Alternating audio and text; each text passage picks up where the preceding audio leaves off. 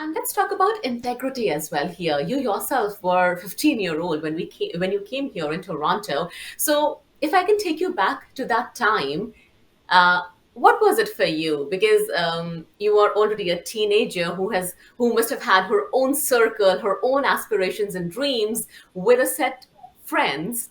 But then you leave the country, you leave those friends, you come to a new country, a new culture. What was it for you back then? And was it easy for you to integrate in Toronto back then? No.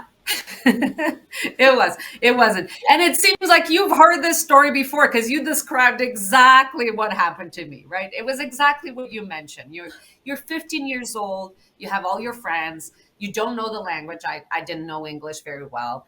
I was very close to my grandmother, so my grandmother didn't come with us. She stayed back in Portugal. So it was tough. It was really tough. And I got here in June, so I at least it was warm, so so that was good. It gave me a few months to adapt until the winter came. But those first few months, it was just you know looking around at what the city could offer, and it was really the city that made me feel welcome.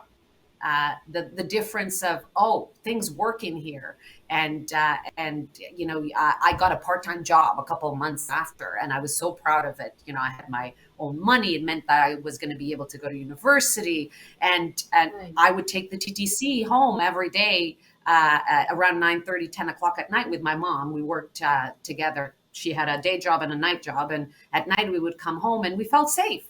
And it was actually that those feelings that made me get into politics, that made me get involved in the community. I have to be honest with you. I was not the little girl that had a dream about being a politician. It wasn't. I studied to be sociology. My plan was to be a social worker, but it was my community involvement, my um, passion to make sure that people have access to good services, that workers can live in this city, that workers can succeed in this city, that we can make life easier for people so they can have an opportunity at succeeding, because I believe that's the success.